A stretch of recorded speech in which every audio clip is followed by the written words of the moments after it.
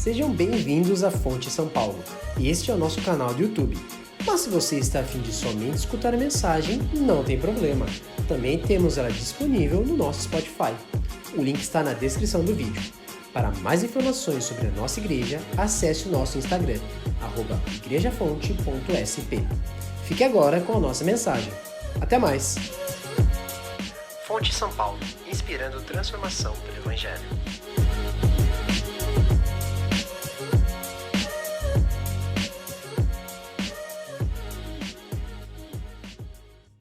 Bom dia. Sejam todos muito bem-vindos à Igreja Fonte São Paulo. Meu nome é Marcelo Berti. É um privilégio para nós receber vocês que nos visitam hoje. Uma alegria receber amigos queridos aqui também. E para nós é um privilégio poder presencialmente estar com todos vocês aqui e digitalmente com todos vocês em casa. Nós agradecemos a Deus o privilégio de poder chegar até você onde você está. Mas nós gostaríamos de convidar todos assim que puderem estarem conosco aqui. Nosso desejo é ver e reencontrar todos vocês. E a nossa expectativa é que em breve possamos fazer isso sem as limitações de distanciamento, sem as limitações faciais e tantas outras que nos impedem até mesmo de sermos um pouquinho mais calorosos no abraço uns com os outros aqui. Eu sei que você tem acompanhado, mas nosso país vive um momento muito interessante. Nós estamos passando por mais uma CPI. E se você acompanha qualquer coisa relacionada à CPI, você sabe que ali nós estamos observando pessoas sendo investigadas baseado nas condutas e nos critérios das decisões que tomaram. E ali naquele ambiente, as autoridades do nosso país estão sendo avaliadas por sua integridade, para ver se realmente o que fizeram era o que deveria ter sido feito, e se aquilo que foi feito foi de fato assim. Onde estão os equívocos, onde estão as falhas, onde estão as impropriedades. Mas o que mais me chamou a atenção nos últimos dias foi uma notícia que, quando eu recebi, foi difícil de me conter em risos. A notícia dizia mais ou menos assim no seu título: Renan Calheiros identifica 15 mentiras ou contradições nas histórias mencionadas por Pazuello. A hora que eu li aquilo, eu falei: 15 contradições e mentiras. Em um único testemunho, 15 contradições e mentiras. Mas mais impressionante do que isso, Renan Calheiros estava dizendo que existia mentira no depoimento. Era impossível não rir daquilo. Era impressionante. Renan Calheiros, se você se lembra, ele teve seus dias de avaliação. A sua carreira política é marcada por conselhos de ética que ele passa. Em meados de 2000, ele passa por um evento chamado Renangate, que foi uma brincadeira que fizeram com Watergate. Ele foi acusado de formação de quadrilha e tráfico de influência. Ele já foi por diversas vezes, ele já passou por diversas vezes no conselho de ética. Ele era o homem que se levantava como íntegro, dizendo: existem 15 mentiras ali. É inacreditável a baixeza e a integridade dos nossos líderes, a falta de integridade dos nossos líderes. Nós olhamos para aquilo como uma crise política, mas aquilo não é uma crise política, aquilo é um reflexo de quem nós somos, é um reflexo de quem nós somos como nação. Quando a Lava Jato cresceu ou começou a tomar forma no Brasil, um amigo meu postou uma frase no seu Facebook. Um texto. E o texto era mais ou menos assim: se você tivesse a oportunidade de roubar 50 centavos no Xerox da sua universidade, você aproveitaria. Se você tivesse a chance de ganhar R$5 em um troco mal oferecido, talvez você aproveitaria. Talvez você tivesse a oportunidade de economizar R$25 comprando um produto pirata, você provavelmente faria. Se você tivesse a chance de economizar R$250 para contratar um pacote de aplicativos para o seu computador, em vez de comprar um aplicativo, pegar uma versão pirata, talvez você aproveitaria. Talvez se você soubesse que poderia comprar um produto e economizar R$ 1.000 de uma carga que provavelmente é pirata, você aproveitaria. E aí ele termina o texto dizendo, se você tivesse a oportunidade de roubar 1 milhão, trabalhando com contratos no Senado, será que você também não aproveitaria? No texto dele, o que ele queria dizer é o seguinte, o que nós vemos em larga escala, na falta de integridade das nossas autoridades, é aquilo que nós vemos em menor escala em nós mesmos. Nós somos assim. Em um texto que trata do oportunismo brasileiro, nós vimos o impensável acontecer. Alguém pegou o texto dele e colocou o seu próprio nome no texto, querendo ensinar as pessoas que elas precisavam ter ética e não serem oportunistas.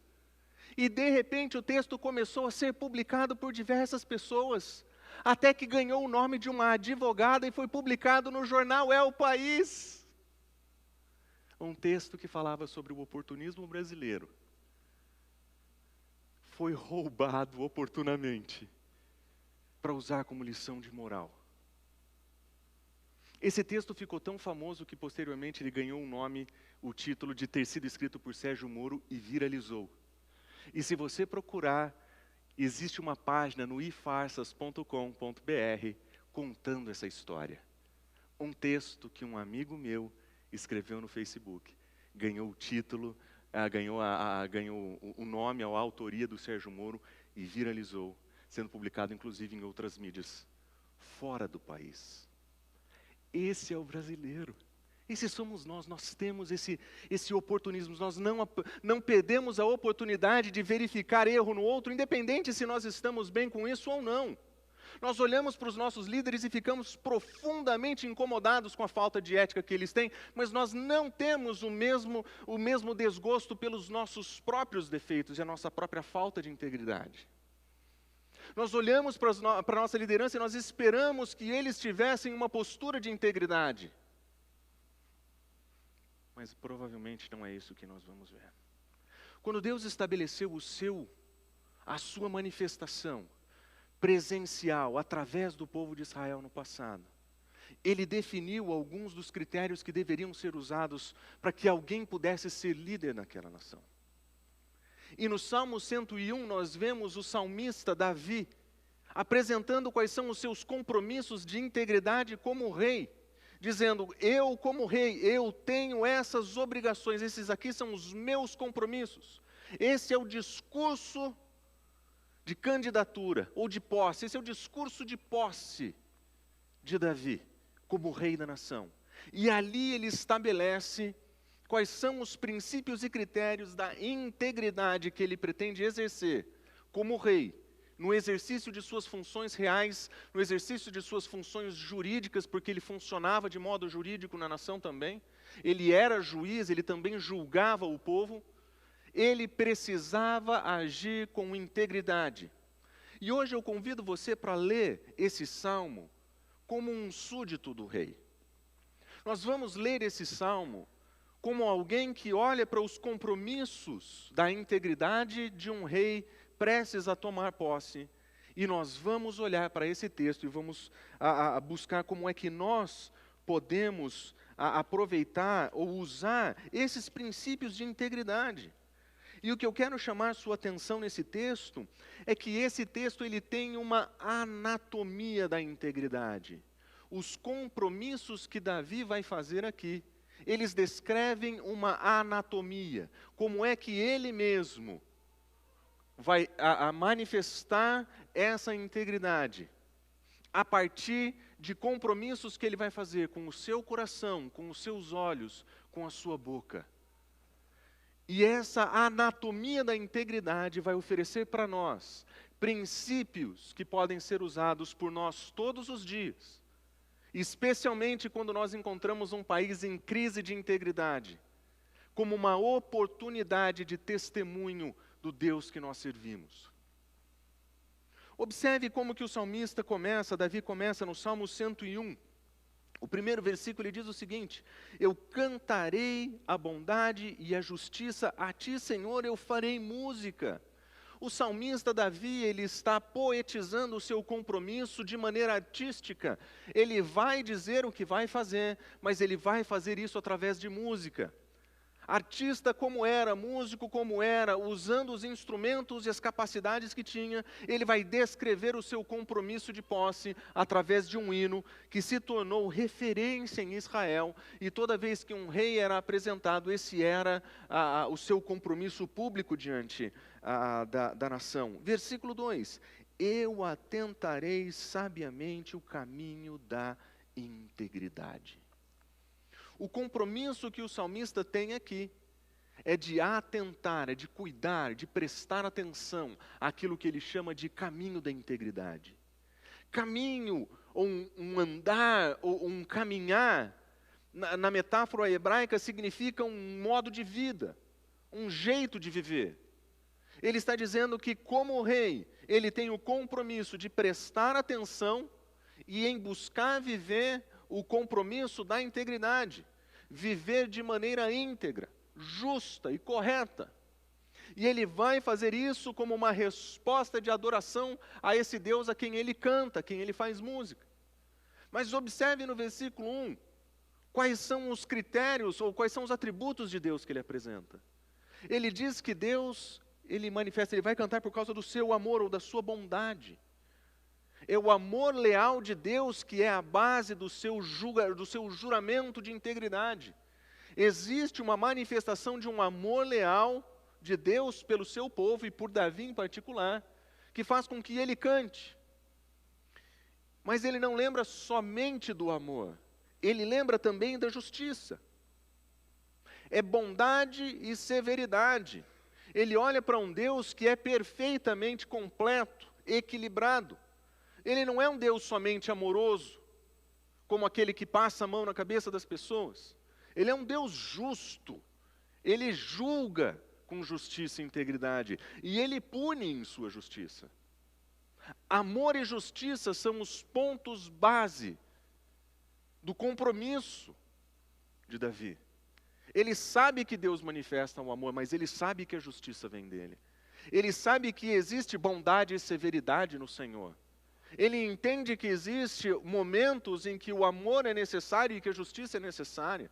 Ele sabe que esse equilíbrio é fundamental para uma postura de rei e juiz que ele é.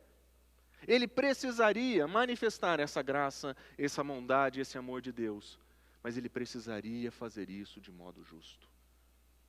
A justiça de Deus funciona para Davi como um equilíbrio, como um ponto de partida, algo concreto, sobre o qual ele pode julgar e estabelecer o que é justo e correto. É a justiça de Deus que vai servir como critério. É a justiça de Deus que vai servir como um modo de atuação dele como rei. E a esse Deus que ele canta por seu amor, a esse Deus que ele canta por sua justiça, a esse Deus que ele poetiza a sua alma e o seu compromisso, ele diz: eu vou atentar o caminho da integridade. Imagina se os nossos líderes tivessem essa percepção, de que o amor leal de Deus e a sua justiça fossem o fundamento das suas decisões. Mais do que somente o que nós achamos e preferimos, mais do que as preferências e os contratos políticos, mais do que os acordos negociados por debaixo do pano e os interesses pessoais, mais que os roubos e os ganhos ilícitos, amor e justiça de Deus. Imagina se os nossos líderes tivessem no seu discurso de posse: eu vou caminhar na integridade.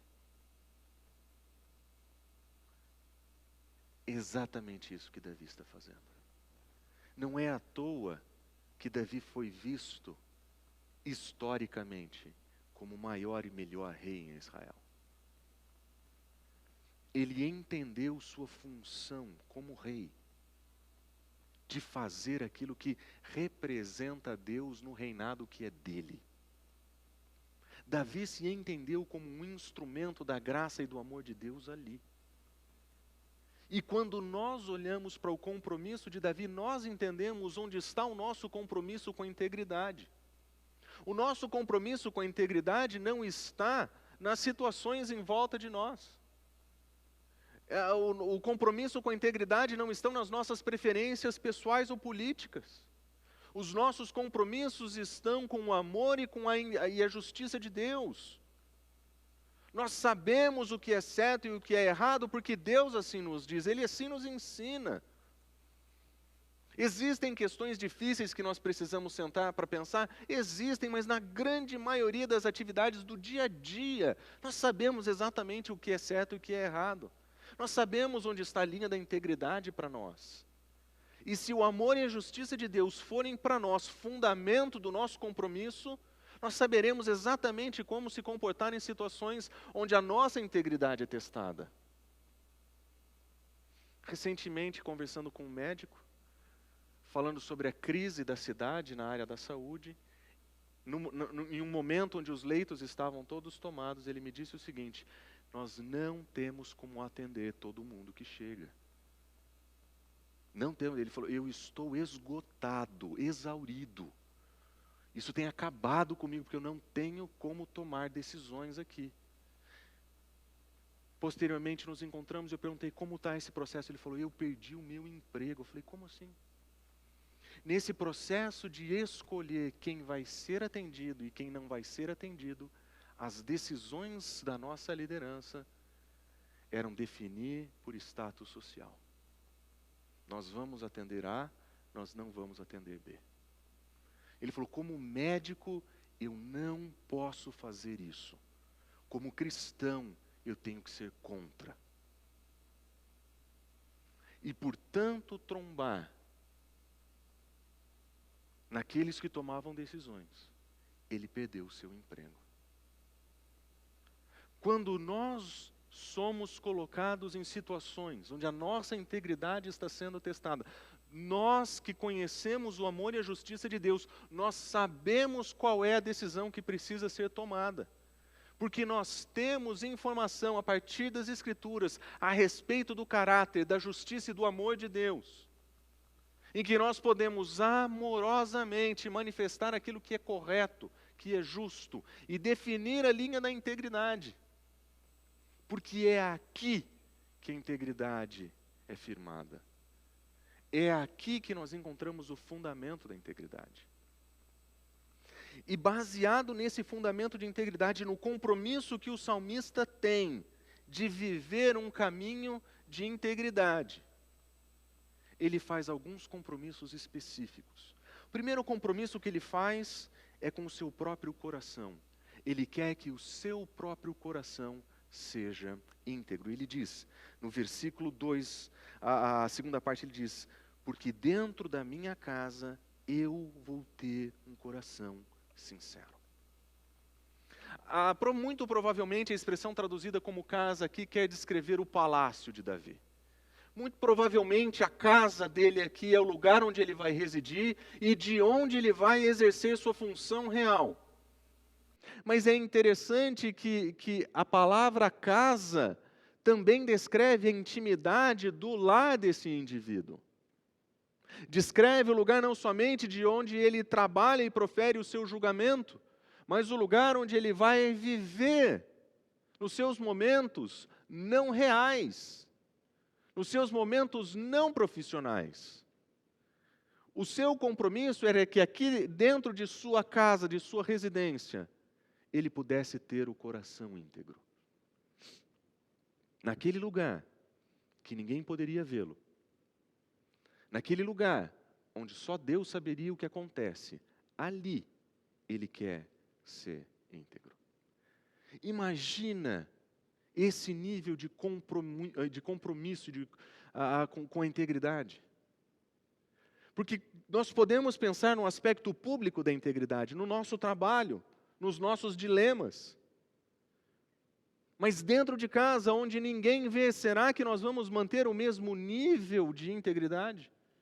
O desafio de Davi era exatamente esse, era no exercício das suas funções reais e na intimidade da sua casa, que ali ele tivesse um coração íntegro diante de Deus.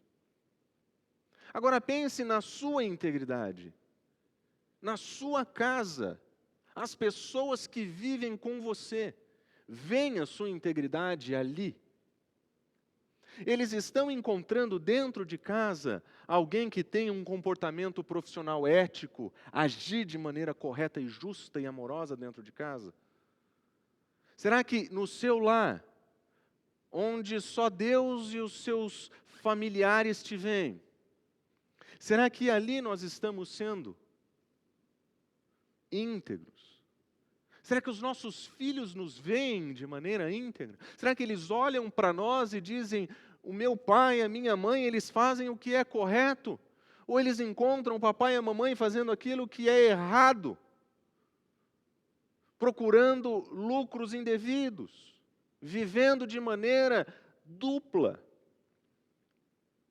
O compromisso da integridade começa no coração, começa dentro de cada um de nós. Eu me comprometo a ter um coração íntegro e eu quero que esse coração íntegro se revele dentro da minha casa em primeiro lugar.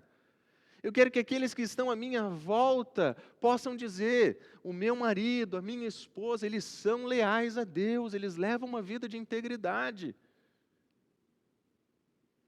Eu tenho certeza que se você conversar com a Gabriela, ela vai descrever exatamente quem eu sou dentro de casa e ela não vai ter nenhuma dificuldade de dizer que lá em casa, embora a gente busque um coração íntegro e honesto, isso não acontece todos os dias.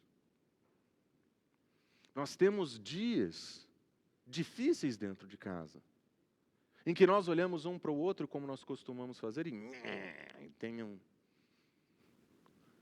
Dificilmente no dia do embate, eu sou íntegro e honesto de coração. Sabe por quê? Porque na hora do embate eu gosto de ganhar. Pergunta para a Gabriela. Ela sabe. Natan e Melissa sabem também. O lugar mais difícil, mais desafiador de ser íntegro é dentro de casa, onde as pessoas veem você por quem você é. Pode conversar com o Natan. Ele me conhece. Ele sabe que eu erro, que eu falho. Porque em casa é o lugar mais difícil de manter o compromisso da integridade. É por isso que na anatomia da integridade apresentada pelo salmista aqui, ele começa com o coração. É por isso que ele começa no lugar onde é mais difícil, é aqui dentro mesmo. A minha família sabe que nem sempre eu sou a pessoa mais honesta, justa e correta, que mais manifesta o amor dentro de casa. Mas se eles soubessem o que eu penso, se eles vissem o que ninguém vê, só Deus vê, eles ficariam assustados. Porque é aqui dentro a luta da integridade. Ela começa aqui. E a anatomia da integridade exige que ela comece aqui. Mas sabe o que é interessante no compromisso do rei? Quando ele fala sobre o coração dele, que ele quer que seja íntegro, ele assume alguns compromissos secundários. Ele diz o seguinte, por exemplo, no versículo 4. Longe de mim o coração perverso, eu não quero conhecer o mal. Longe de mim o coração perverso. Tem dois modos para se interpretar essa expressão. O primeiro modo é entender que o coração perverso descreve alguém que é perverso. E ele está dizendo, eu não quero a companhia de pessoas perversas. O outro modo de interpretar esse texto é dizer, eu não quero que o meu coração seja pervertido. Qualquer uma dessas interpretações, nós vemos que a anatomia da integridade exige um coração que não seja maculado pela perversidade, seja pela influência dos outros, seja pela própria maldade que nós já temos. A integridade do coração, ela não quer ver perversidade, ela não quer se encontrar, se deparar, não quer a companhia de quem seja assim. Davi não está falando daqueles que não conhecem o Senhor, ele está dizendo daqueles que no seu ambiente de realeza, a serviço de Deus, tem coração perverso e pervertido. Gente com ideias erradas, propostas erradas, coração errado, no lugar errado. Gente que em volta dele pudesse fazer com que o seu próprio coração fosse inclinado à maldade. Todos nós passamos, ou a maioria de nós passamos pelo momento de adolescência e juventude. E nós sabemos o peso da presença de pessoas com o coração pervertido perto de nós. Nós sabemos o quanto isso influencia para nós. Mas nos nossos dias, esse tipo de influência perversa não acontece somente nos relacionamentos pessoais. Elas caem no nosso bolso e na palma da nossa mão o tempo todo. Nós vemos perversidade todos os dias nas nossas mídias sociais. Nós encontramos maldade por onde nós olhamos. E não é em vão, não é à toa que muitos dos cristãos hoje já têm compromissos com a perversidade. Porque não somente não cuidaram da integridade do seu coração, mas como permitiram que a perversidade fizesse parte da sua companhia. E agora, sem saber mais a justiça e a bondade de Deus, mas olhando da perspectiva das pessoas, influenciados pelas tensões externas, já não decidem mais de maneira justa ou sábia. Foram engolidos. Davi sabia desse risco e desse perigo. Ele dizia, como rei, eu não quero um coração pervertido, eu não quero pessoas pervertidas perto de mim. Mas ele não diz somente isso, observe o versículo 5, a segunda parte do versículo 5, ele diz, aquele que tem o olhar altivo e o coração soberbo eu não vou suportar. Mais uma vez o coração como uma referência a alguém, aquele que tem orgulho no seu coração. Essa pessoa não vai poder andar comigo. Por quê? Porque quando você é rodeado de pessoas soberbas, você vai cair no pecado do orgulho também. As armadilhas para a integridade estão em todos os lugares, mas o compromisso da integridade nasce no coração, começa aqui dentro. Dentro de casa, onde ninguém vê, dentro do coração, onde só Deus conhece. E o salmista faz questão de deixar providências secundárias para esse compromisso, dizendo, eu não quero pessoas que me influenciem. Na anatomia da integridade isso é muito importante. Ele quer se cercar de pessoas que conheçam e cantem o amor à justiça de Deus. Mas ele tem um compromisso com os olhos também. Observe o que ele diz no versículo 3, na primeira parte. Eu não colocarei nenhuma coisa injusta diante dos meus olhos. A integridade é um compromisso com os olhos também. Eu não vou ver aquilo que é injusto. Eu não vou colocar diante dos meus olhos aquilo que manifesta o oposto de Deus. Deus é justiça, aquilo que é injustiça é o contrário do que Deus é. Eu não quero que os meus olhos coloquem a atenção deles em nada que seja o oposto, o contrário, uma ofensa a Deus. Não precisa fazer isso, mas imagine o seguinte exercício. Que você desse o seu celular para o seu cônjuge e ele apertasse a lupinha do seu Instagram.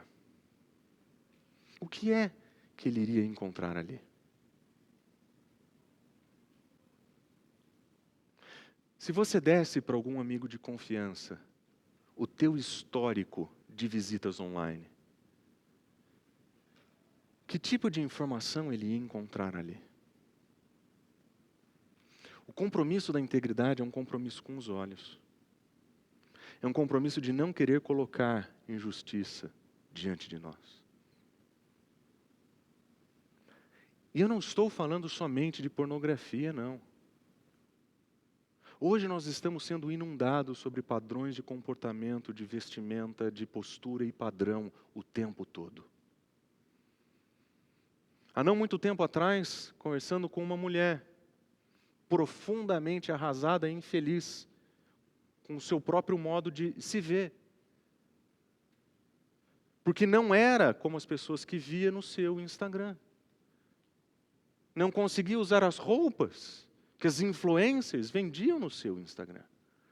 Profundamente infeliz, consumindo o padrão que esse mundo vende, para beleza, para estética, para status. E profundamente consumida em dor por isso. Por quê? Porque os seus olhos estavam focados no lugar onde ele estava ferindo a integridade. O mal não está somente no absurdo. A injustiça está em pequenos detalhes. A maioria de nós não vai viajar igual os blogueiros viajam, não vai comprar roupas como eles compram, não vai visitar os lugares que eles visitam. Só que por olhar para isso o tempo todo e achar que isso é normal, você fica profundamente ingrato com o que Deus te dá e com quem você é. E aquilo se torna um padrão de vida para você, um alvo, quem sabe.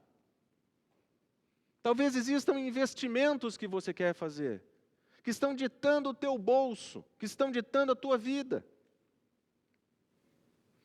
Porque isso é o que você tem consumido. Porque é isso que está diante dos teus olhos o tempo inteiro.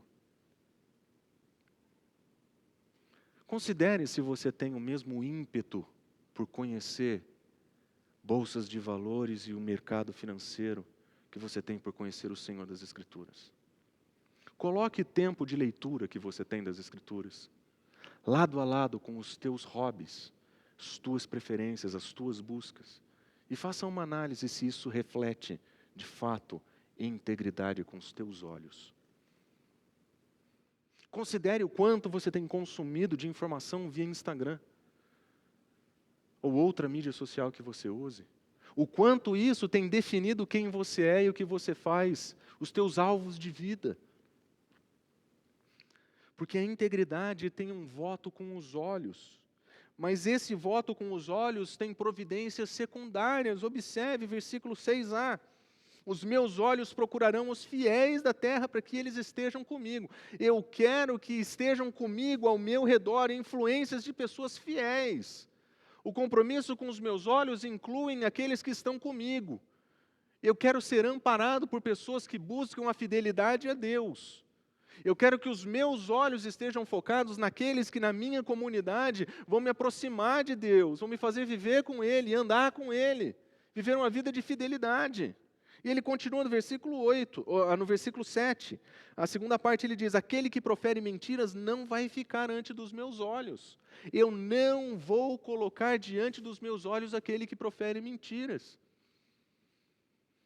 Pensa no que isso significa para as mentiras que nós estamos comendo diariamente nas mídias sociais. Desliga isso que está te fazendo mal e está acabando com a tua vida, e está acabando com a tua vitalidade espiritual. Tira isso da tua vida. Você não precisa disso para ser feliz, você não precisa disso para saber como se vestir ou investir. Diante dos nossos olhos, nós estamos comendo mentiras o tempo inteiro, e não só nas fake news. O voto da integridade nasce no coração, mas se estabelece também nos olhos. Mas ele também continua, e o seu voto inclui a sua própria boca. Olha só o versículo 5. O que ocultas a calúnia ao próximo, esse eu farei calar. Eu não vou suportar, eu não vou me associar com aquele que mente. Existe um voto com a boca, eu não vou ser comprometido com a mentira, e eu não quero que ninguém que seja comprometido com a mentira esteja comigo. O mentiroso não vai andar comigo. Eu vou fazer com que o mentiroso se cale. E como rei ele pode fazer. Nem sempre nós vamos ter essa oportunidade. Talvez, quem sabe, com os nossos filhos. Como rei ele poderia dizer: fica quieto e sai. Como súditos, nós aprendemos o princípio. Nós não vamos ouvir. Nós não vamos dar ouvidos. Nós não vamos nos inclinar para isso, porque nós não queremos que a nossa boca seja contaminada. Versículo 7, ele diz: aquele que profere mentiras não vai permanecer diante dos meus olhos. Versículo 8, amanhã após manhã eu farei calar os ímpios. Existe um modo de falar, um jeito de falar, um modo de comunicar que não pertence ao rei de Israel, que conhece o amor e a justiça de Deus. Na minha volta, eu não quero quem não tenha compromisso com as palavras, porque na anatomia da integridade, aquilo que nós falamos é extremamente importante. Porque a boca, ela fala do que está cheio o coração. E se a boca profere mentiras, adivinha onde está a integridade dessa pessoa, ou com quem está a integridade dessa pessoa. Nós não vamos tolerar isso. E nós não vamos ser essas pessoas. O nosso compromisso é com a verdade de Deus, com aquilo que é correto diante do amor e da justiça divina, com aquilo que é correto diante da sabedoria de Deus. Porque na anatomia da integridade, o coração, os olhos e a boca são extremamente importantes. Nós não vamos nos alimentar do que é errado e nós não vamos proferir daquilo que é errado. Nós não vamos influenciar pessoas ao mal com as nossas palavras. Nós não vamos mentir, caluniar, e nós não queremos isso perto de nós, porque isso contamina. Todo o compromisso na anatomia da integridade de Davi, ela inclui uma decisão pessoal, mas existe uma barreira secundária. Eu não vou me associar com quem assim seja. E essa barreira secundária é extremamente importante para a integridade. Porque nós vamos viver na média daqueles que estão perto de nós. Pode observar. Quando nós justificamos comportamentos indevidos, nós dizemos, isso todo mundo faz.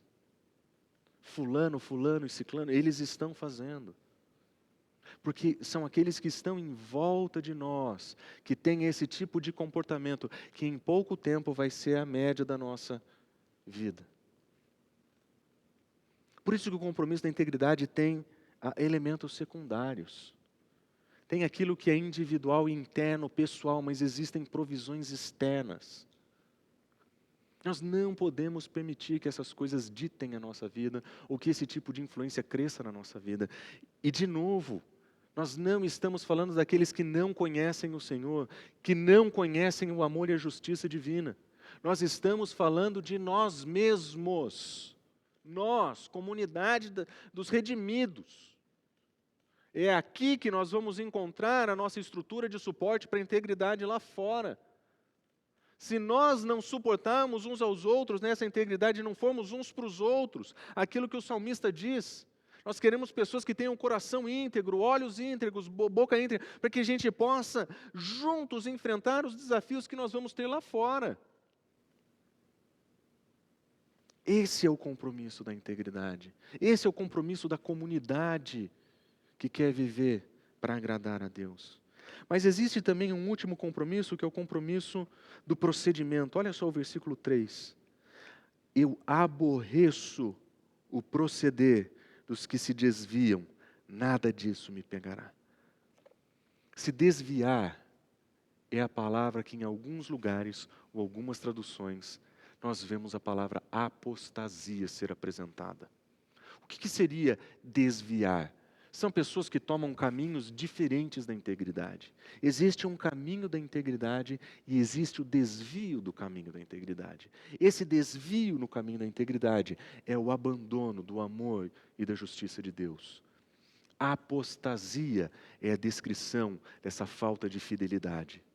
Nós pensamos em apostasia como falta de compromisso com critérios de fé, talvez. Mas o que o salmista está dizendo é que essa apostasia é uma falta de compromisso com o modo de vida de Deus. Existe um jeito de viver, um procedimento que é de acordo com o caminho da justiça, mas existem desvios no caminho. E existem muitas pessoas tomando o caminho do desvio.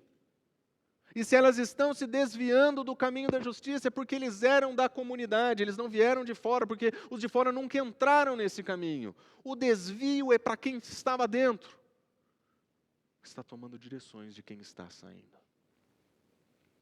A apostasia não é somente uma questão de abandono de fé, é também um abandono de fidelidade.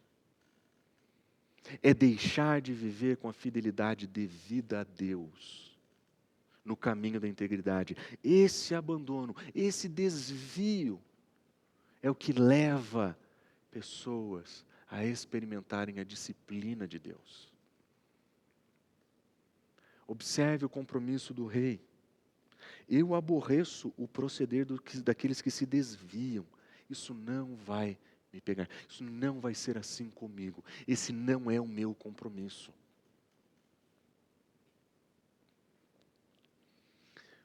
Existe um modo de viver que reflete o amor e a justiça divina. Mas existe um modo de viver que manifesta a ira e a punição de Deus. Esse desvio é o que faz com que nós conhecemos esse outro lado de quem Deus é. Compromisso no procedimento é um compromisso de integridade dentro do seu ambiente mais pessoal, mas tem que atingir toda a sua vida. Tem que de alguma forma afetar você em casa, no seu trabalho, nos seus relacionamentos, no futebol de quinta-feira. Tem que te acertar em todos os níveis. Existe um procedimento que é típico daqueles que andam com Deus e daqueles que se desviam de Deus. Não existem 50 tons de cinza aqui. Existe certo e errado. Existe justiça e injustiça. Existe amor e ira. Existe certo e errado. Existe integridade e falta de integridade. Existe fidelidade e infidelidade. É isso. O nosso procedimento de integridade tem que ser assim. Não tem 50% íntegro, da mesma forma que não existe 50% fiel no seu casamento. Não existe 50% de fidelidade. Fidelidade é sim e não. Fidelidade com Deus é sim e não também. Eu aborreço aqueles que se desviam. Versículo 6, ele diz: o que anda em caminho reto, é esse que comigo servirá. O caminho da retidão, o modo de viver, o comportamento, o procedimento daquele que vive de maneira correta, é esse que eu quero do meu lado. Observe a provisão secundária de Davi, são esses que eu quero comigo, do meu lado pessoas que andam em integridade. Eu quero pessoas que sirvam comigo, que andem comigo, que entendam o amor e a justiça e me ajudem a trilhá-lo. Porque acredite, o rei vai falhar. O rei que faz o compromisso de se proceder desse modo, que conhece a Deus do jeito que conhece, vai cair. O rei vai falhar para que fique claro que não tem nenhum de nós que possa permanecer de pé sozinho, sem integridade do coração, compromisso com os olhos, compromisso com a boca, compromisso de procedimento, que foram todos os equívocos que o salmista que escreve esse salmo cometeu. Ele viu o que não devia, ele falou o que não devia, ele fez o que não devia. O seu coração foi comprometido, o seu caminhar deixou de ser justo. Ele abusou de uma mulher, matou o seu marido, dividiu o reino com essa desgraça. Porque o compromisso que ele tomou no dia em que ele assumiu, não foi o compromisso que ele manteve. Ele foi aquele que se desviou. E aqui está o alerta para nós. Não é porque você concorda com o compromisso, que você entende a sua importância, que você vai colocá-lo em prática. Não tem ninguém nessa sala que consiga viver isso aqui sem as provisões secundárias da comunidade. Se nós não nos ajudarmos nas pequenas coisas do dia a dia, quando vierem as grandes coisas, os grandes obstáculos, nós vamos fracassar. O nosso coração é tendencioso ao mal. Ele é desesperadamente corrupto. E ele é pronto para nos enganar. É maldito quem acredita que pode confiar nisso aqui. É por isso que o compromisso da integridade é um compromisso para todos os dias. Esse é o compromisso que nós firmamos todos os dias. E nós precisamos fazer essas provisões que o salmista nos ensina, porque quando ele mesmo deixou de segui-las, ele mesmo caiu. Se nós não observarmos e não fizermos as devidas provisões, nós vamos seguir o mesmo caminho. Se você acha que o divórcio nunca vai chegar no seu casamento, dê um pouquinho de liberdade para o seu coração e você vai descobrir que isso não é verdade. Se você acha que a falta de integridade nunca vai chegar para você no seu trabalho, espere uma grande promoção depender de uma ação indevida. O compromisso da integridade é um compromisso para ser feito todos os dias. Porque a cada dia vai ter o seu próprio mal para nos enfrentar. O compromisso da integridade nasce no coração, se manifesta nos olhos, na boca, nesse procedimento. Mas é um compromisso que nós precisamos firmar com Deus todos os dias. E a pergunta que eu faço para você é: como está o teu compromisso com Deus? O quanto você tem deixado o seu coração caminhar pela maldade, os teus olhos pela impiedade, a tua boca pela mentira e o teu procedimento por aquilo que te desvia de Deus? Porque se você tem alimentado pequenas brechas na sua vida, nos pequenos detalhes da sua vida, acredite, eles podem causar grandes rupturas na sua vida a longo prazo. Não permita que o mal crie raiz no seu coração, para que a maldade crie focos nos teus olhos, porque é uma questão de tempo, para que o caminho da integridade se torne o caminho da infidelidade. Vamos orar? Fonte São Paulo, inspirando transformação pelo Evangelho.